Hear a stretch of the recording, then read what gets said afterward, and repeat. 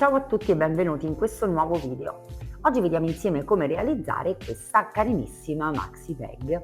Prima di passare all'occorrente e al vero e proprio tutorial vi invito a iscrivervi al canale qualora non lo aveste ancora fatto e a seguirmi su tutti i miei social, vi lascio i link in descrizione. L'occorrente per questo progetto è tutto di casa Tessiland, partendo dal fondo 27x12 abbinato alla coppia di laterali Stylo-Ondas, tutto nei toni del marrone. Ho acquistato anche una chiusura Easy Zip sempre nel tono del marrone e una tracollina Old Style, tutto assolutamente ton sur ton come vedete. Lavoro il progetto con un uncinetto numero 3,5 e il filato Dion nella variante liquirizia. Abbino infine la fodera in salpa preforata nella variante bianca e detto questo direi che possiamo iniziare con il nostro tutorial. La prima cosa che dobbiamo fare sarà bordare tutti i nostri componenti, il fondo, la chiusura Easy Zip e i nostri Stylo-Ondas. Vi faccio vedere come ho lavorato io in tutti e quattro i miei componenti, quindi quello che vedrete adesso sarà esattamente quello che dovrete replicare per tutti e quattro i nostri pezzi. Ci inseriamo in un punto, in un foro, incorporiamo il filato e non andiamo a realizzare la classica catenella, ma ci spostiamo immediatamente nel foro successivo, prendendo la nostra codina e incorporando il filo. Chiudiamo a maglia bassissima. Questo è il punto catenella. Foro successivo, estraiamo il filo e chiudiamo a maglia bassissima. Nel foro che costituisce l'angolo realizzeremo 2 maglie bassissime in questo modo e proseguiremo. Continueremo appunto questo tipo di lavorazione per bordare tutti e quattro i nostri articoli. Eccoci con i nostri pezzi completamente bordati. Adesso dobbiamo creare una sorta di prova di assemblaggio. Dobbiamo misurare lo spazio che intercorre, una volta fatti combaciare per bene, ecco qua, lo spazio che intercorre fra un laterale e l'altro, dove vedete proprio il tavolo al centro della mia borsa. Misurato questo spazio, ovvero la lunghezza e l'altezza, possiamo mettere via i nostri componenti e iniziare a realizzare un pannello che corrisponda appunto a questa misura. Io ho calcolato una larghezza di 14 cm per una altezza di 25, tanto quanto appunto il nostro Stylo-Ondas.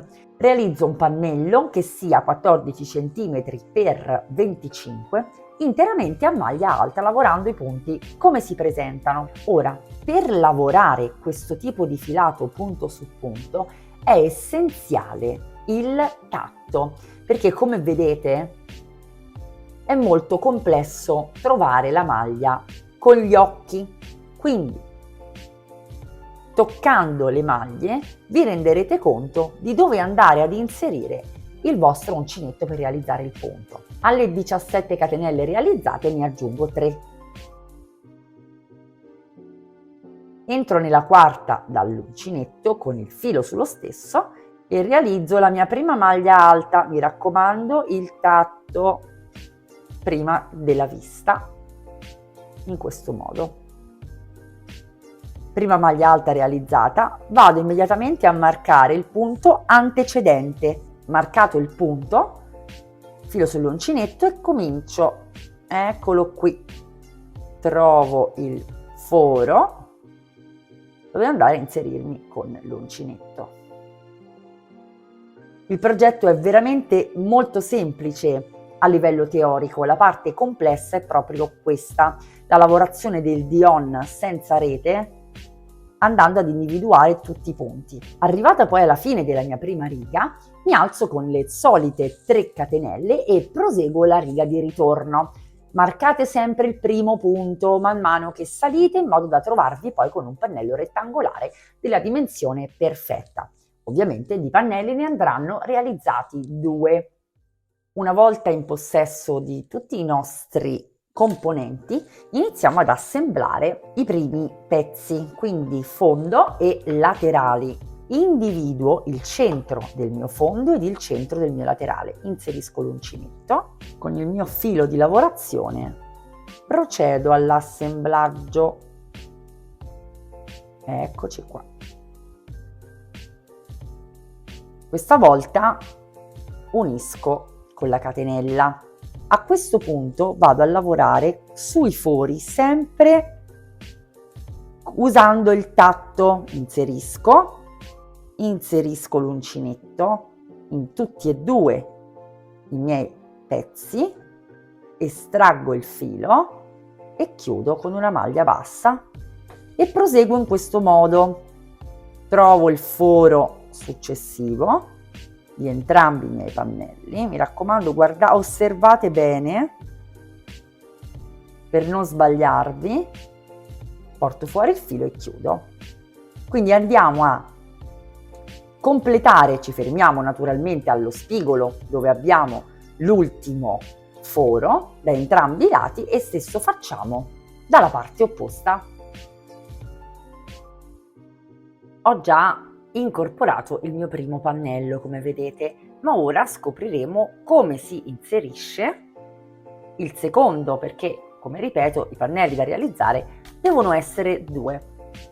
Quindi chiudiamo l'ultimo punto del secondo pannello, ci lasciamo una coda di lavorazione e iniziamo ad incorporarla semplicemente ai punti che vediamo disponibili con un ago da lana.